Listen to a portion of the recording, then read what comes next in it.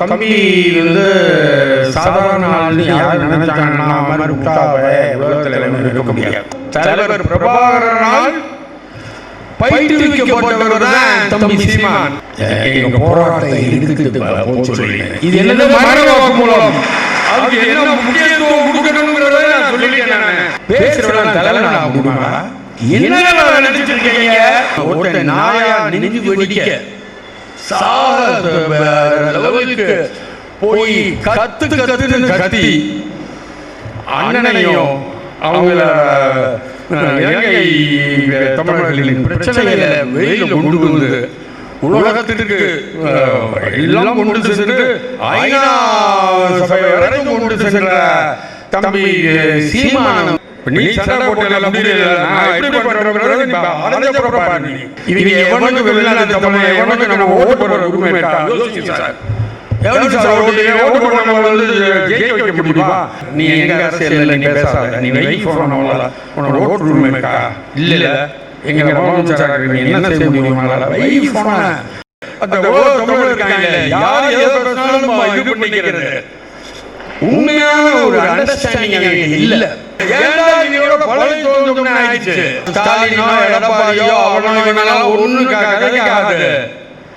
அதற்கு கிளம்பி வந்திருக்கிற நம்ம தம்பி சீமானால முடியும்.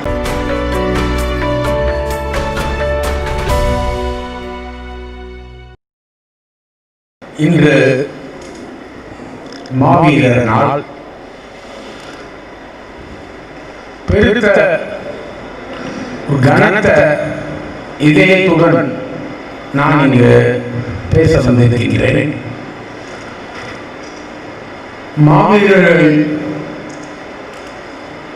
தன் இனத்திற்காக தன் மக்களுக்காக அவர்கள் சுதந்திர காற்றை சுவாசிக்க வேண்டும் என்ற ஒரு லட்சியத்திற்காக தனது இன்னுயிரை ஈந்தவர்கள்.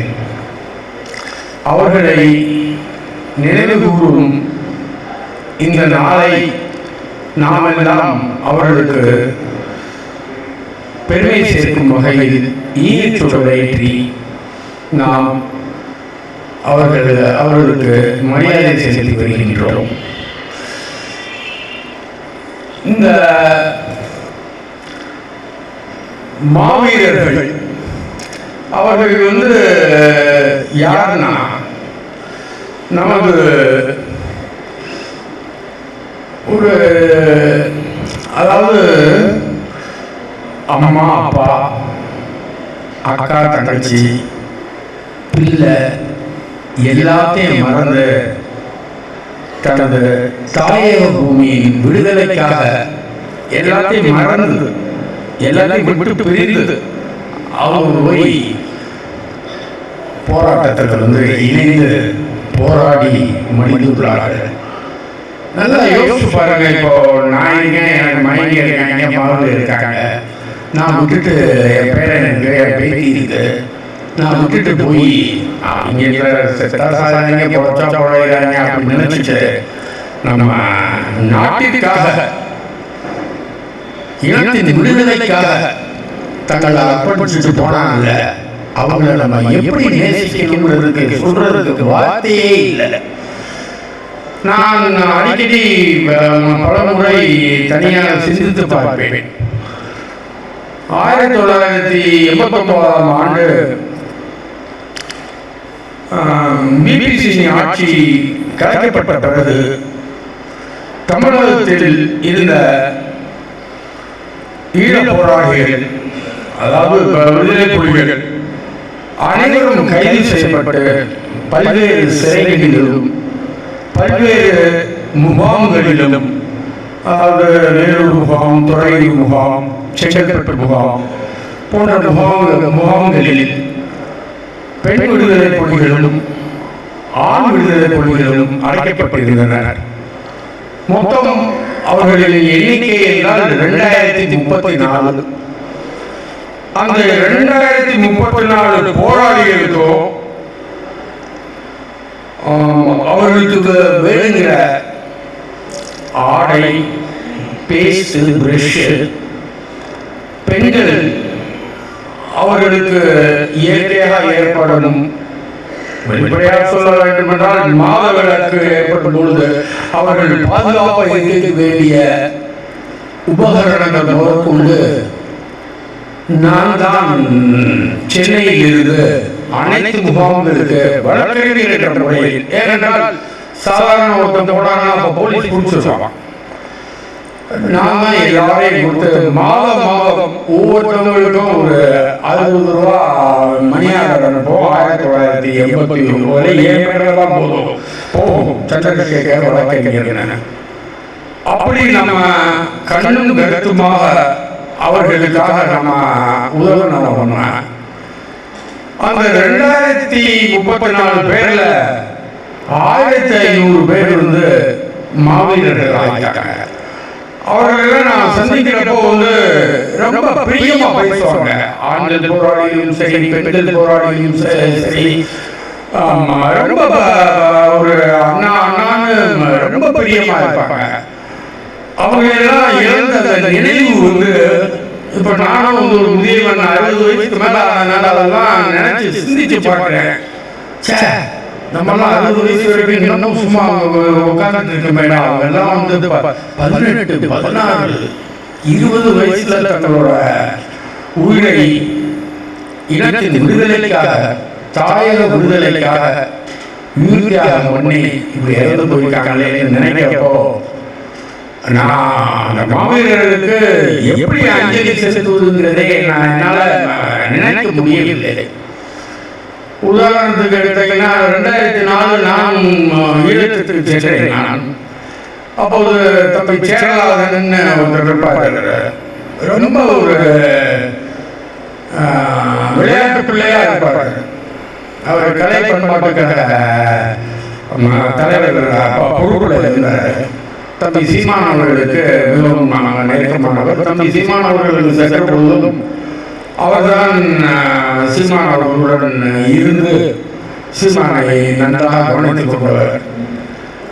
அவர்தான் என்னையும் ஒரு 20 நாள் இருந்தேன். நான் என்ன கூட்டிகிட்டே போவாரு, பல இடங்கள் கூட்டிட்டு போவாங்க. அப்படி சிரிப்பா பேசுவாரு.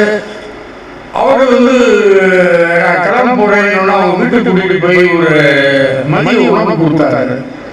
கொடுக்குறப்போ ஒரு புகைப்படம் கொடுத்தாரு. அவர் மனைவி, 2 குழந்தைகள், ஆர்வலன் ஆர்த்தி நினைக்கிறேன். அந்த புகைப்படத்தை கொடுத்தார். அன்னைக்கு வச்சுக்கோங்க, ஏன்னா நீங்க 2004 வந்துட்டீங்க. திடீர்னு நான் எப்பனாலும் நான் வந்து சண்டையில மடிச்சிருவேன் என்ன நினைக்கிறதுக்காக இதை வைங்க என்ன கொடுத்தார். அந்த புகைப்படத்தோட வந்தேன். 2009 இறுதிக்கட்ட போரில் ஏப்ரல் 4ஆம் தேதி புதுக்குடியிருப்பு சண்டையில் அவர் மடித்தார். அவர் ஒரு இளைஞர், துடிப்பான இளைஞர். ஒரு அதெல்லாம் இப்போ வந்து இன்னைக்கு நான் காலையில இருந்து எண்ணி பார்த்துட்டே இருந்தேன். டெலிகம்யூனிகேஷன் சீஃப் எல்லாரும் அப்படி தனது சுய வாழ்க்கைக்கு முக்கியத்துவம் கொடுக்காமல் நாட்டிற்காக, நாட்டின் விடுதலைக்காக, நாட்டு மக்கள் சுதந்திர காற்றை சுவாசிக்க வேண்டும் என்ற ஒரே காரணத்திற்காக அண்ணன் பிரபாகரன் அவர்கள் தலைமையில் அவங்க போரிட்டு உயிரை வந்து மாற்றிருக்கிறாங்க. நம்ம வந்து இந்த நேரத்தில் வந்து நம்ம வந்து இதெல்லாம் நினைச்சு தமிழகத்தில் வாழும் தமிழர்களாகிய நாம் ஈழத்தில் நடந்த அந்த படுகொலை இதையெல்லாம் நாம் மனதில் கொண்டு நாம் அவர்களுக்கு உரிய ஈகை வணக்கங்கள் நாம் செலுத்தி வருகின்றோம். இதுல ஒரு சில நான் ஒரு 2 நிமிடத்தில் நான் சொல்லி முடிக்கின்றேன். இதுல வந்து இப்ப தம்பி வந்து சாதாரண ஆள் யாரும் நினைச்சாங்கன்னா உலகத்தில் இருக்க முடியாது. இருக்க முடியாது. நான் 2008 பார்த்துட்டு இருக்கேன். அப்போ உள்ள சீமானை எனக்கு தெரியும், இப்போ உள்ள சீமானை நான் பார்க்கிறேன். நான் எப்பயும் சொல்லியிருக்கேன், அவரோட வளர்ச்சி, மெச்சூரிட்டி. நான் வக்கீல்னால அப்போ கூட இந்த ஆங்கில வார்த்தையெல்லாம் சொல்லுவேன், கண்டுட்டாங்க. எனக்கு தமிழகம் பண்றது கொஞ்சம் யோசிச்சுட்டு இருப்பேன். அதான் அனுபவம்.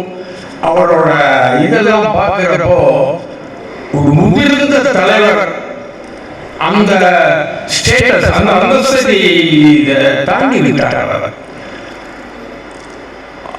அவர் தலைவர் பிரபாகரனை சந்தித்து அவர்களுடனே கூட இருந்து அவரது அரசியலை கற்றுக்கொண்டு அண்ணன் தம்பி சீமான் அவர்களிடம் பல விடயங்களை பேசி எப்படி ஒரு போராட்டம் இருக்கணும், எப்படி ஒரு போராட்டத்தை வெல்லலாம், எப்படி அரசியல் என்ன, அனைத்தும் தலைவர் பிரபாகரனால் பயிற்றுவிக்கப்பட்டவர் தான் தம்பி சீமான். இது பல பேருக்கு தெரியல, போன்றவருக்கு தெரியும். ஏனென்றால் நான் நிறைய தொடர்பு உடையவன்.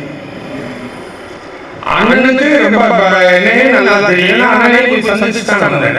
அதனால தம்பியோட இதற்கு சும்மா அங்க உள்ள ஒரு போக்குவரத்தவர்கள் சும்மா போனாரு, ஆமக்கடி ஈமக்கடின்னு சும்மா ஒரு பிச்சைக்காரத்தனமா கொச்சப்படுத்துறாங்க.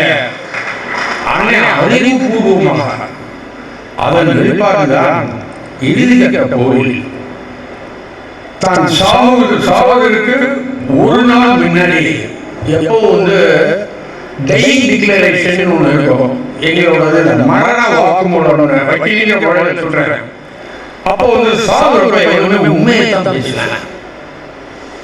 அதனாலதான் அந்த வாக்குமூலத்துக்கு மிக முக்கியத்துவம் கொடுப்பார்கள். கோர்ட்டே கொடுக்கும் மரண வாக்குமூலம் கொடுத்துருக்கேன்.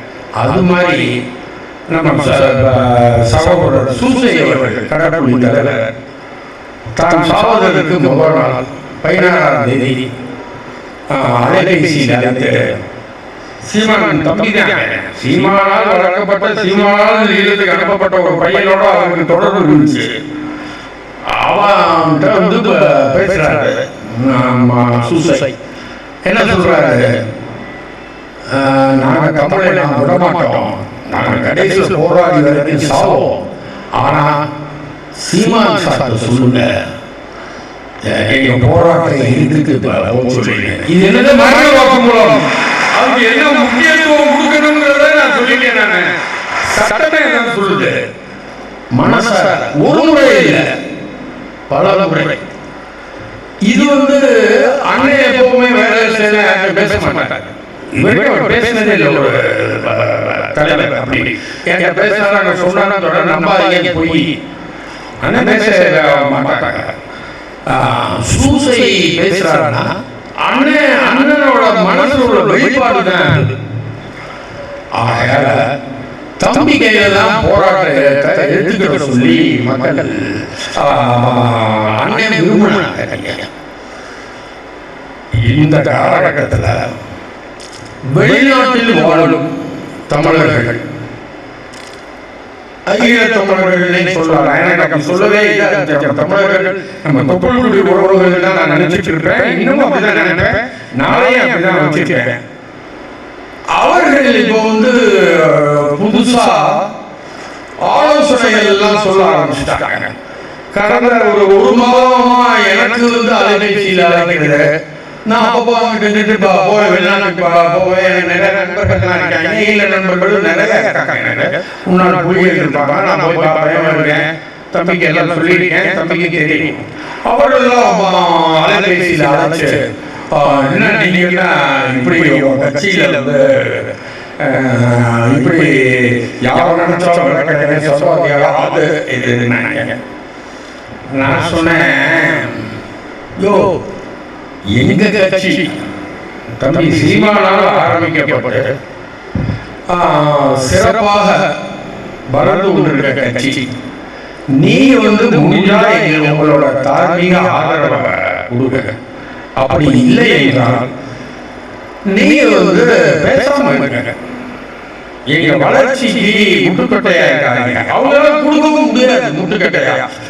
நான் ஏன் இந்த கூட்டத்தில் இதை நான் சொல்றேன்னா, இது நம்ம பாக்கியராஜ் சொன்னாரு, இது நேரடியாக வெளிநாட்டு மக்கள் எல்லாம் பார்ப்பாங்க, உலகம் முழுவதுமாக போகுங்கிறதுனால அவங்களுக்கு சொல்லணுங்கிறதுக்காக நான் சொல்றேன். தெரிஞ்சுக்கோங்க, எங்களுக்கு நாங்களும் உங்களை மதிக்கின்றோம். நீங்க தமிழர்கள், எங்களை தொப்புள் குடி உறவுகள். உங்களை நாங்க மனதார உங்களுக்காக சேர்ந்துதான் நாங்க போராடுறோம். நம்ம கட்சி ஆரம்பிச்சதே 2009. இது அந்த ஈழத்தில் ஏற்பட்ட அவலத்தோட தாக்கத்தினாலதான் நம்ம ஆரம்பிச்சோம். அவ்வளவு அவங்க புரிஞ்சுக்கணும். அண்ணே என்ன இப்படி நீங்க விளக்குறீங்க, இப்படி இது பண்றீங்க, அவர் நல்லா பேசினாரு, அவர் பேசுறா என்ன நினைச்சிட்டு இருக்கீங்க? நல்லா பேசி வெளிநாட்டுல இருப்ப வேலை பார்க்கறவே ரோட்டுக்கு போய் கொடி இருக்கிறவங்க அதை பண்றவங்க நாங்க. இவங்க போய் வெளிநாட்டுல போய் பேசிட்டு வந்துருவாங்க. இவங்களை விளக்குனா அங்க இருக்கிறது என்ன விளக்கிட்டீங்க? நீ கேட்க எங்களுக்கு தெரியுதா எவ்வளவு இது பண்ணணும்னு? நான் ஒண்ணு கேட்கிறேன். எங்க அண்ணன் பிரபாகரன் அண்ணன் கருணா ஓட்டுனார்ல, உங்க ஒருத்தருக்கு தைரியம் கேட்டீங்களா? கருணாவை காட்டிலும் கேவலமாக நடந்த ஒரு காரணத்தினால நாங்க விளக்குவோம். அதை தெரிஞ்சுக்கோங்க. நீங்க ஒரு மேல பேசிட்டு போனா நாங்க சரி நல்லா பேசுறேன் நீங்க கையெழுத்திட்டீங்க எல்லாரும். உடனே அவர் இருந்தா கட்சி அவர் கட்சி குச்சியாச்சா? தம்பியோட வார்த்தை அவரோட பேசிட்டு குச்சி கட்சி இதெல்லாம்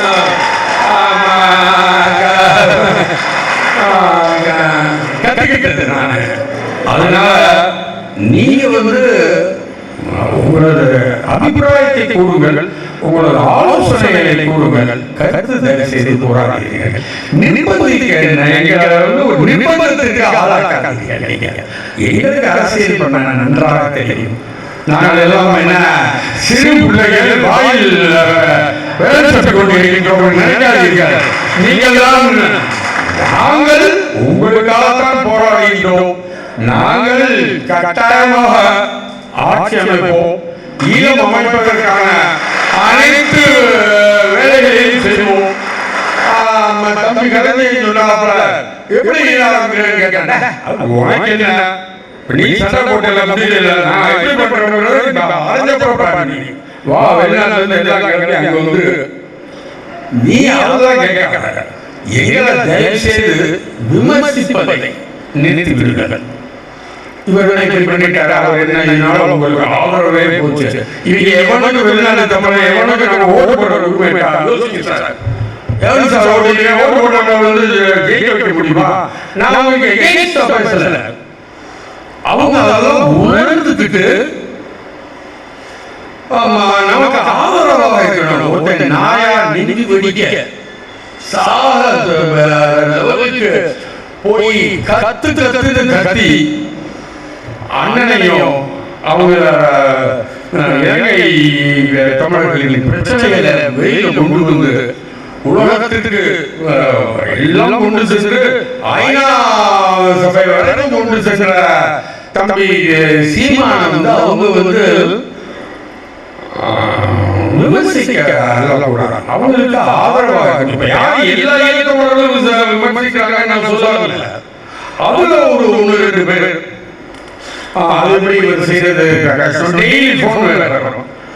நான் ரொம்ப கோபத்தில் கேட்கிறேன், நீ எங்க அரசியல் பேசாத, நீ வெயிட் போன இல்ல எங்க என்ன செய்ய முடியும்? வெயிட் போன நாங்க உங்களுக்காக போராடிக்கிட்டு இருக்கோம். அதனால அவங்கள நல்லா தெரிஞ்சுக்கோங்க. நீங்க தம்பி சீமான் அவர்கள் ஒரு முடிவு எடுத்து போராடணுமா சும்மா சாதாரணமாக அது இருக்காது. அதோட இதையும் நம்ம வெளியில போனாங்க 2 பேர். உதாரணத்துக்கு பேர சொல்லி கல்யாண சுந்தரராலும் ராஜீவ் காந்திங்க வெளியில போனாங்க. ராஜீவ் காந்திங்க வெளியில போய் என்ன பேட்டி கொடுங்க, திராவிடம் இல்லாமல் தமிழ் தேசியம் இல்லை.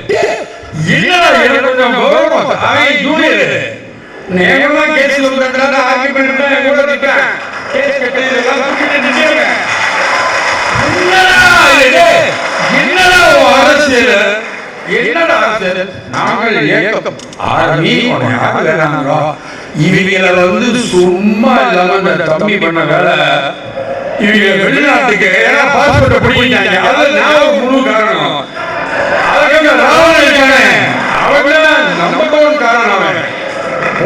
போட்டு பாஸ்போர்ட்டை வாங்கினா தம்பி போய் பார்ப்பாங்க. தம்பி போக ஒரே காரணத்துக்காக இவங்களை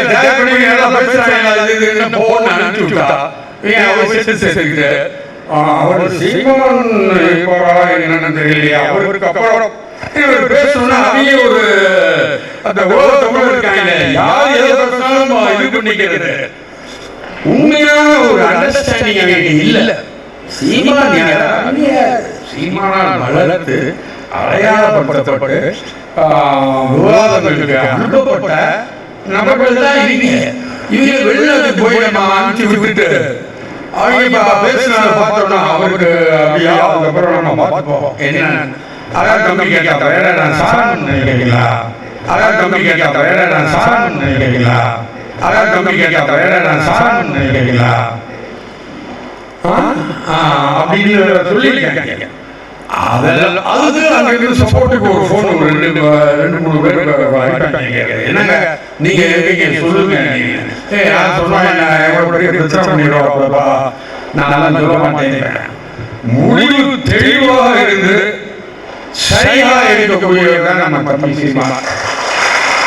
அதனால இவங்களை பத்தி இவ்வளவு நேரம் நான் பேசுறதுக்கு காரணம் ஏன் பேசிட்டேன்னா இது சுயநலத்துக்காக பேசிட்டேன். ஏன் ரொம்ப பண்றாங்க அங்கிருந்து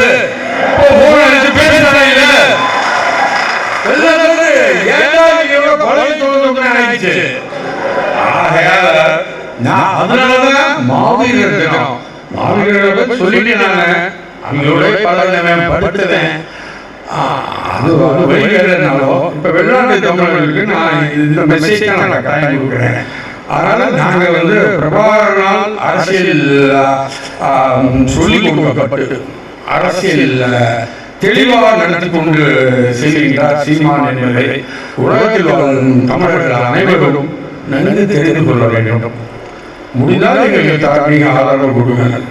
நாங்கள் தேவையில்லை என்றால் நீங்கள் முடிவு செய்து கொள்ளுங்கள். இதுதான் எங்களோட முடிவு. இப்போ நம்ம கடைசிக்கு வந்துட்டோம்னா நம்ம இப்போ மாவீரர் நான் சொல்றேன் எப்பேற்பட்ட சின்ன பையன் ஒருத்தனா நான் தலைவரை பார்க்குறப்போ சொன்னேன் நானே இந்த நீங்க சாக சொல்லாதீங்க நல்லா பழகிட்டே இருக்காங்க போட்டுக்கிறப்ப நல்லா பேசுவாங்க எல்லா பழகிறேன் நானும் பார்ப்பேன் திரும்ப செத்து போயிட்டேங்கிறாங்க. அது சைலண்ட் கிடைச்சு அதை இந்தியாவில் வேணாம் நாங்கள் வக்கீல்லாம் இருக்க முடியல நாங்கள் எப்படி காப்பாற்றிடுவோம் காப்பாற்றி அனுப்பிச்சு விட்டுருவோம் அண்ணன் சிரிச்சுக்கிட்டு இது கொள்கை அப்படின்ட்டு நம்மளால மேல ஒன்றும் பேச முடியல. அவ்வளோ பழகவங்கள்லாம் இருக்காங்க. அவங்க எல்லாம் நினைவு கூடுறப்போ மனசு பதவதைக்கு இப்போ சந்தன பாட்டு பாடுறாங்க அப்படின்னு நினைக்கிறேன். என் கண்ணு முன்னாடி ஜெயலலிதா போடுறேன், என்னுடைய தாகூர் போடுறேன், என்னுடைய ரோமியோ போடுறேன், எல்லாரும் கண்ணு முன்னாடி செல்வி சாந்தி பெண் புலிகள் அப்படியே அதை நினைக்கிறப்போ சின்ன சின்ன பிள்ளையா நம்மளால உட்கார்ந்து மேடம் எல்லாம் போராடி ஜெயிச்சாங்க சார். போராடி அங்க அவசியம் இல்லை. எந்த சுகத்தையும் இன்பத்தையும் அவர்கள் அனுபவிக்கவே இல்லை. அதுதான் தியாகம். நம்ம அந்த மாவீரர்கள் எதுக்காக இறந்தாங்க என்னங்கிறதெல்லாம் எல்லாரும் நன்றாக தெரியும். என்னை காட்டிலும் மாவீரர்களின் தியாகத்தை பற்றி தம்பி சீமான் சிறப்பாக பேசுவார். அவர் பேச்சை கேட்பதற்காக நான் மிகவும் ஆவலுடன் நான் இருக்கிறேன். அவர் பேச ஆரம்பிச்சாருன்னா இதை ஆரம்பிச்சாருன்னா அவ்வளவுதான். நம்ம எல்லாரும் ஒரு உறுதிமொழி எடுத்துக்கணும். என்ன உறுதிமொழி? மாவீரர்கள் வந்து இப்படி தங்களது இன்னுயிரை நாட்டின் விடுதலைக்காக தொடர்ச்சிருக்காங்க. அந்த நாட்டை நம்ம அமைப்போம். நம்ம அதுக்கு நம்ம எப்படி அமைப்போம்னு மேடையில கல்வி சொன்னாலும் மேடையில பேசிட்டு இருந்தா ஒன்றும் நம்ம என்ன செய்யணும்? வெறி உணர்வு. இப்போ நீங்களாம் மைண்டில் கொண்டு வாங்க. சின்ன பையன், ஐயோ சின்ன பிள்ளை, எந்த சுகத்தையும் அனுபவிக்காம இப்படி எல்லாம் போய் செத்து போயிருக்கீங்களேப்பா. நம்மளும் தமிழர் நம்ம உட்கார்ந்துட்டு நம்ம இதுக்கு நம்ம வந்து ஒரு இது பண்ணணும்னா அண்ணனின் கனவான தமிழீழம் என்ற லட்சியத்தை நம்ம அடைய வேண்டும்னா இவங்க ஸ்டாலினோ எடப்பாடியோ அவனோ இவனெல்லாம் ஒன்றும் கதைக்காது. அதற்கு வந்து கிளம்பி வந்துருக்கிற நம்ம தம்பி சீமானால முடியும். அதற்கான வேலை நீ கொண்டு வா. இப்ப நீ ஒவ்வொரு வேலையை பார்க்கிறப்போ எப்படி நீ மைண்ட் செட் வேணும்னா இதெல்லாம் பல மேடையில சொல்லியிருக்கேன். நம்ம மேடையில பேசி கேட்டுட்டு கை தட்டிட்டு சீமான் நல்லா பேசினாரு அப்படின்னு போயிட்டே இருப்பீங்க. அப்புறம் வந்து ஒரு முன்னேற்றமே இருக்காது. மாவீரர்கள் நினைங்க, அவங்க செய்த தியாகத்தை நினைங்க, அவங்க எப்படி அதை நினைங்க. பாவம்டா நான் சொல்றேன், அவங்க இன்பத்தையும் சுகத்தையும் எதையுமே அனுபவிக்காம அம்மா அப்பா சுற்றம் எல்லாத்தையும் விட்டுட்டு போய் உழைச்சாங்கல்ல, அதை நினைங்க. அதுல நம்ம வந்து ஒரு அறவாசி இருந்தாலே போதும் ஆட்சி வந்துடலாம். அந்த வெறியோடு புலிப்பாய்ச்சலோடு வருகிற 2021 தேர்தலில் வேலை செய்ய நிச்சயமாக நாம் வெற்றி பெறுவோம். வெற்றியும் சொல்லி போடும் சார். அப்போதானே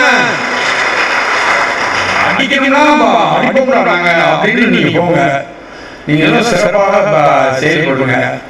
என் போன்றவர்கள் எல்லாம் நாங்கள்லாம் வந்து தம்பி கூட எனது ஆயுள் முடியும் வரை நான் தம்பி கூட தான் இருக்கிறேன்.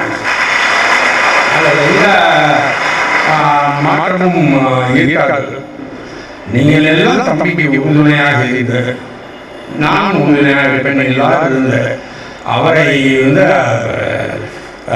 அதிகார செலுத்தக்கூடிய இடத்தில் அமர வைக்க வேண்டும்னு உங்களை எல்லாம் இந்த மாவீரர் நாளில் தாழ்மையுடன் கேட்டுக்கொண்டு விடைபெறுகிறேன். நன்றி, வணக்கம். நான்